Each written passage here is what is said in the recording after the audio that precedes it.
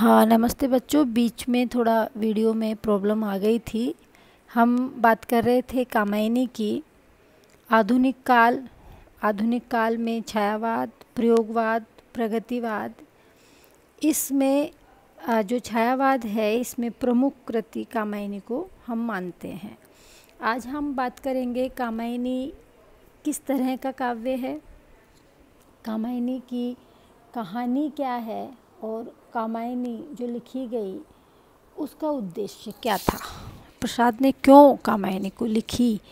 तो ये जो पात्र है कामायनी के, वो पात्र ऐतिहासिक पात्र हैं।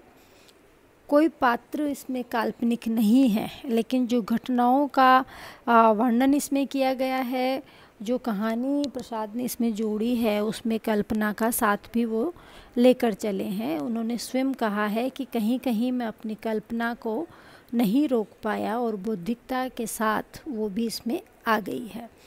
तो कामायनी छायावाद का एक प्रमुख महाकाव्य है, और जो महाकाव्य होता है उसकी एक पहली शर्त जो होती है वो यही होती है कि जीवन के सारे रसों का, जीवन की घटनाओं का जो वर्णन होता है वो उसमें पूरा वर्णन बाल्यकाल से लेकर बुढ़ापे तक, या ये कहें कि जीवन की जो घटनाएं घटती है उनका सिलसिलेवार उसमें वर्णन होता है। तो कामायनी जो प्रसाद जी की है, जयशंकर प्रसाद की, वो व्यक्तिवादी काव्य के रूप में हम इसको एक चरम परिणति प्रसाद की हम कह सकते हैं कि मानव के मन में जो मानसिक विकास और जो बाहरी संघर्ष चलता है, तो व्यक्तित्व का जब विकास होता है तो उसका मानसिक और बाहरी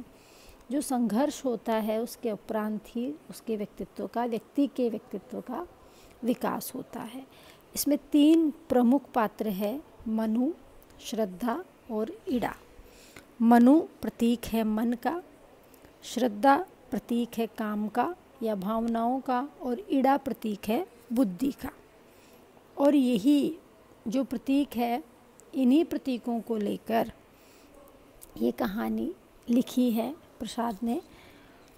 तो मनु, श्रद्धा और इड़ा की इस पौराणिक कहानी के माध्यम से जयशंकर प्रसाद ने आज के युग के मनुष्य की बौद्धिक और भावनात्मक विकास और आज के जीवन की जो वैमनस्य या विस्मय या जीती जागती कहानी हमारे सामने आती है कि कई बार हम बहुत भावुक हो जाते हैं, कई बार हम बहुत बुद्धिवादी हो जाते हैं, और दोनों का संतुलन हम बिठा नहीं पाते, वो संतुलन डगमगा जाता है। और जब वो संतुलन डगमगाता है तो जीवन में संघर्ष आता है।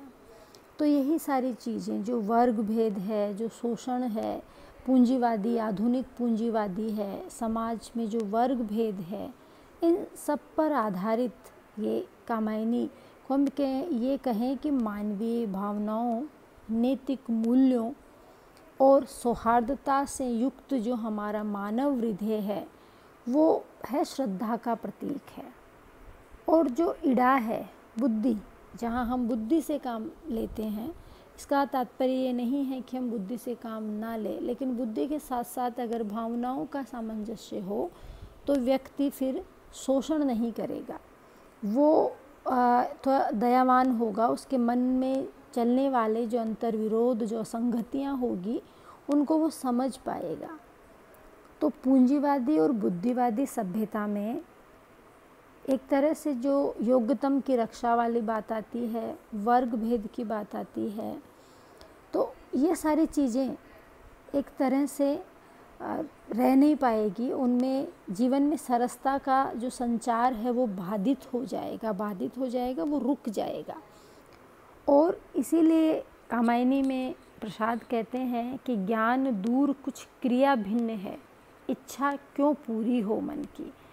हमारा ज्ञान कुछ और कहता है, कर्म हम कुछ और करते हैं, तो हमारी मन की इच्छा पूरी नहीं होती है। और आगे प्रसाद इसी बात को कहते हैं कि एक दूसरे से न मिल सके यही विडंबना है जीवन की। हम सामंजस्य नहीं बिठाते हैं, एक दूसरे से नहीं मिलते हैं।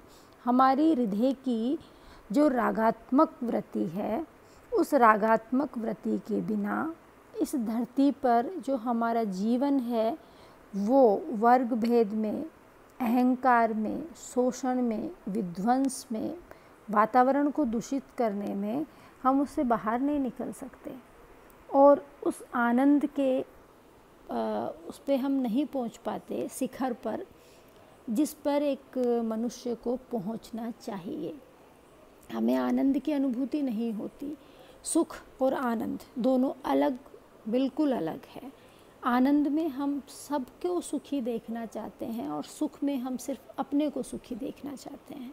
तो जहाँ आनंद आ जाता है तो जो मानव की मनोवृत्तियाँ हैं, इनका जो प्रकृति का जो वर्णन है, नारी का जो सौंदर्य है, प्रेम की जो व्यंजना है, तो ये सारी जो इन्होंने ली है प्रसाद ने कामायनी में, ये कामायनी में बहुत सुंदर छायावादी प्रवृत्तियों का हमें समन्वय मिलेगा। बहुत सुंदर इन्होंने कामायनी लिखी है, इसीलिए कामायनी को छायावाद का महाकाव्य कहा गया है।